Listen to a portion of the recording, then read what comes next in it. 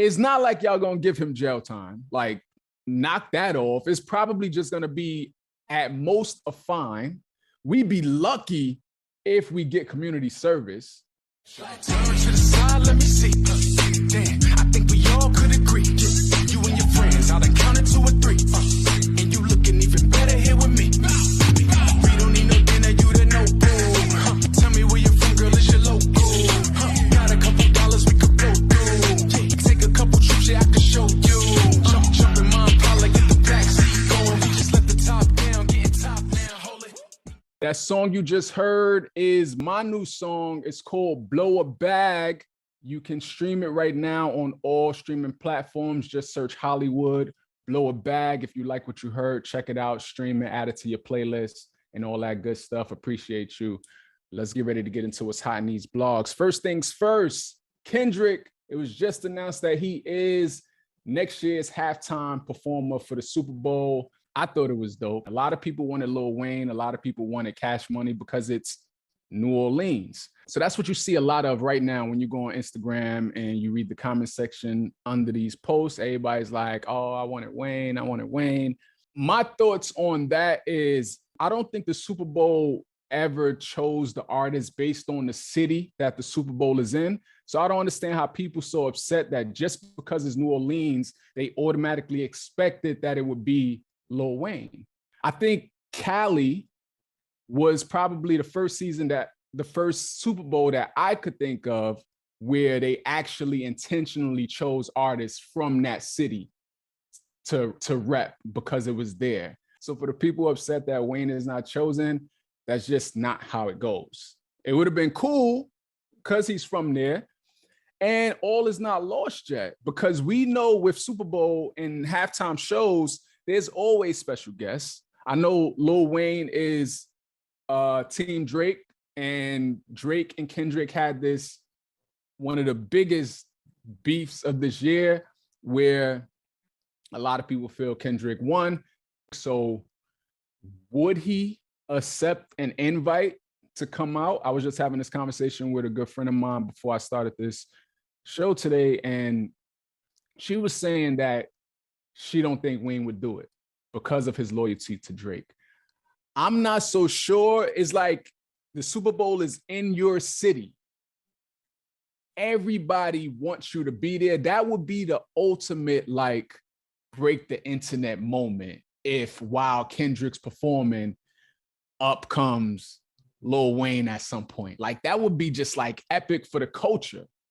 Could Lil Wayne put his loyalty, and I'll put that in quote, his loyalty to Drake to the side for the culture, for the city? I think it would be dope to do, but we'll see. So for everybody upset, it could still happen. There are special guests that come out. It could still happen. Kendrick Lamar is has one of the biggest songs in the country right now. So I'm not surprised that they chose him. Roc Nation and Jay-Z has been the producers for the past couple years now. And typically with the Super Bowl, they generally lean towards like pop and rock. And that's like what we're used to seeing. You might get a sprinkle here and there, throughout. But now that Roc Nation and Jay-Z is at the helm of producing, we've been getting a little bit more sauce lately, especially as it pertains to hip hop. So I'm just here for it, for the culture, for hip hop. Kendrick Lamar said in a statement when it was announced that he was the headliner, he said, "Rap music is still the most impactful genre to date, and I'll be there to remind the world why. They got the right one." Sometimes you got to pop out and show. Jay-Z said in a statement too, he said, "Kendrick Lamar is truly a once-in-a-generation artist and performer. His deep love for hip-hop and culture informs his artistic vision. He has an unparalleled ability to define and influence culture globally. Kendrick's work transcends music, and his impact will be felt for years to come." Just culture, like all of it is going to be tied together. If you've seen his music videos, if you've ever even listened to his music, it's going to be very black, very black on that field. So yeah, fast shouts to Kendrick. February 9th at the Caesars Superdome in New Orleans. We'll see who the special guests are. But let's move on. Switching gears, let's get back into politics, because that's what's hot in the blogs, dominating. Your boy 45, aka Trump, he was set to be sentenced in the case where he was convicted of 34 felonies. We know he's convicted of falsifying documents in response to the Stormy Daniels. You know, she's an adult film star, and the hush money, that whole thing. He was convicted, 34 felonies, and he was scheduled to be sentenced on September 18th. His lawyers and team was pushing for this to be delayed and pushed back until after the election. They claim it's so that they can have time to file an appeal, but we know what's up. They also have, since the Supreme Court has decided that president should have immunity, that he should have immunity from this situation. But the judge initially was moving forward with sentencing on September 18th, but now he just announced that he is going to delay it, and it's going to be delayed until the end of November. I believe it's November 26th that the sentencing is now being pushed to. I feel like they should have stuck with it. It's not like y'all gonna give him jail time. Like, knock that off. It's probably just gonna be at most a fine. We'd be lucky if we get community service. So it's like, why the delay? Y'all not about to lock him up, so just let the sentencing go through. Like, I'm reading that part of the reason why the judge actually considered it and went forward with it is because the prosecutors wasn't opposed to Trump's lawyers' requests for the delay. And I guess the judge feels if the prosecutors aren't opposed to it, hey, let's do it. So here we are. November 26th is the sentencing for the fine, because that's all he's gonna get. It will be a cold day, and if your boy gets some kind of jail time, like, be for real. Be for real. Speaking of Trump, we're gonna move on to what else is hot in these blogs and the presidential debate that's gonna happen this week, finally, with him and Kamala Harris. And we spoke about this a few weeks ago. There was some debates about the mic. Kamala's side want the mics to remain unmuted. Trump's side is cool with the mics being muted. But now, the other day, I seen your boy post on his Truth social platform. He said no boxes or artificial lifts will be allowed to stand on during my upcoming debate with Kamala Harris. He said, we had this out previously with former NYC Mayor Michael Bloomberg when he was in the debate, and he was not allowed a lift.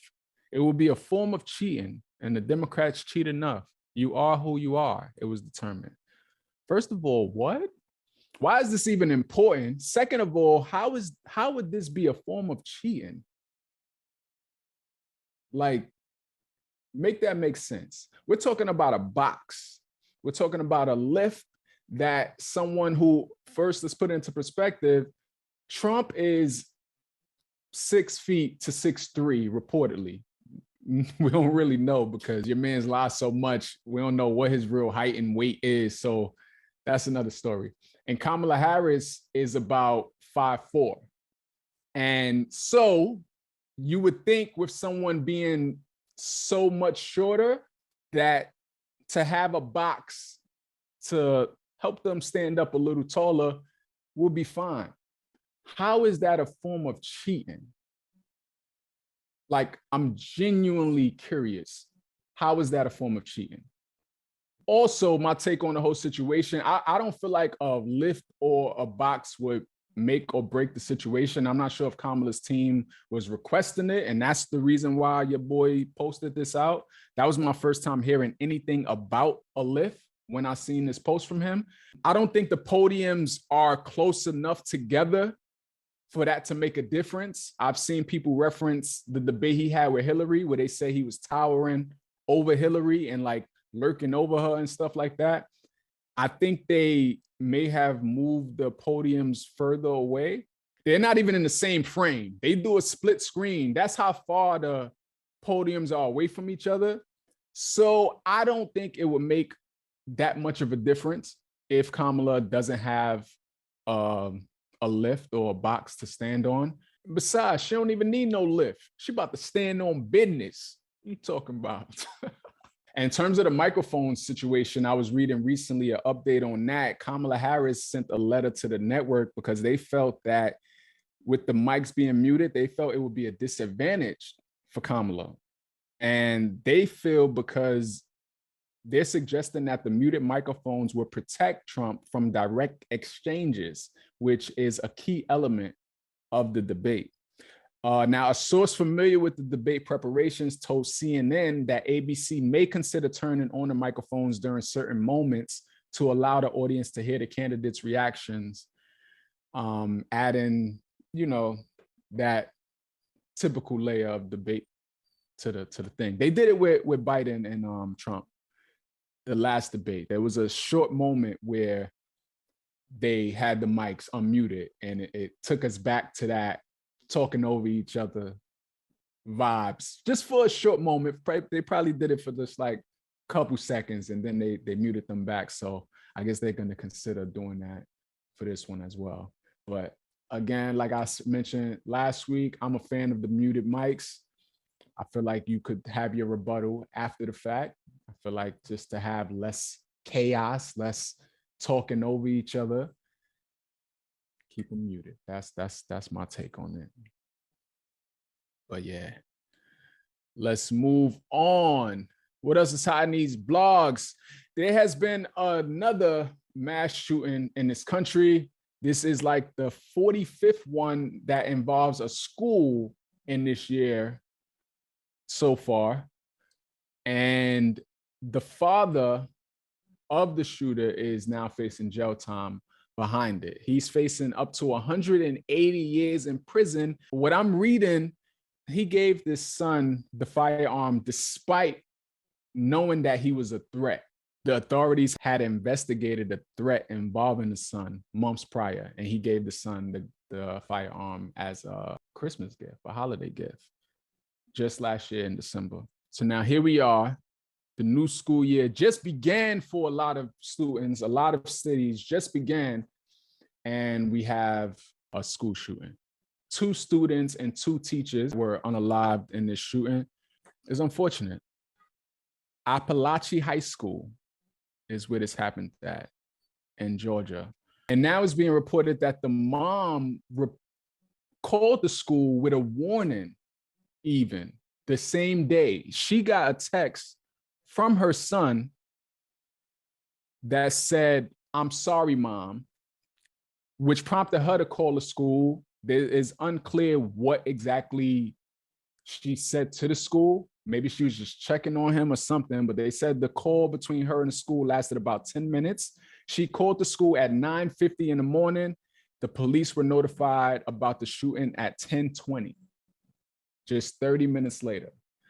So I don't know. Somebody dropped the ball here somewhere along the way, and now you have the dad facing jail time. And in this case, rightfully so. There could be an argument about should parents be held accountable for things their children do.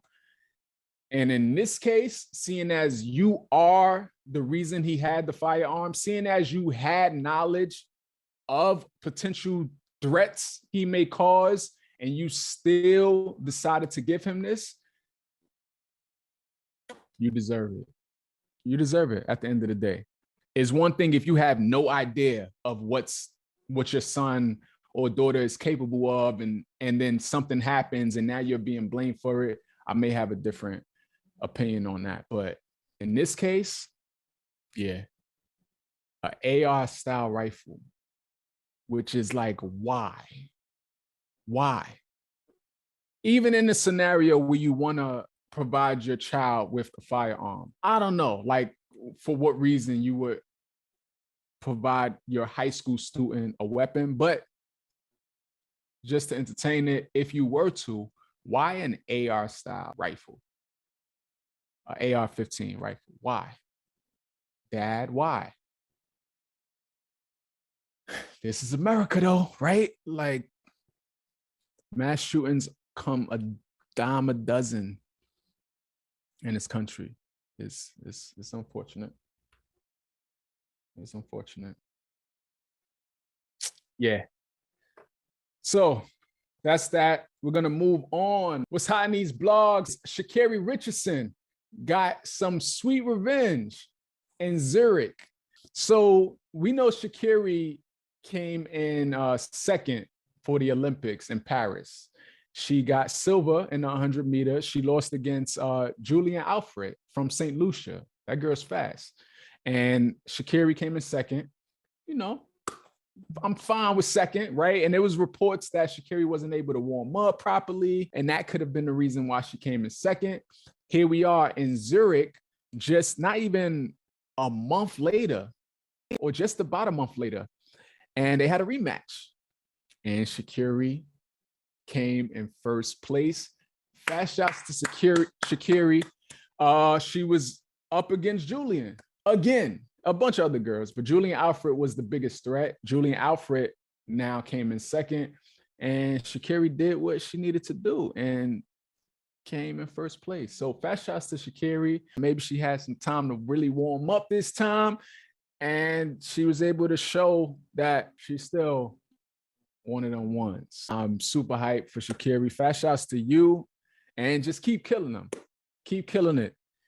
Keep doing what you got to do to remain one of the greatest, one of the fastest of all time. And we'll see you at the Olympics in Cali in LA in 2028. I'm sure of it. And there's going to be plenty of other matches in between, but that's going to be the one where you could really pop out and show, you know? I think that's it. I think that's going to conclude what's hot in the blogs for this week. Thank you for watching. If you rock with your boy, be sure to like this video and subscribe to the channel. Also, it's called Holliewood and Friends, which means I want to hear from you. Let me know in the comments your thoughts on the topics I just discussed. I appreciate you. New episodes every Monday night. Until next time, deuces.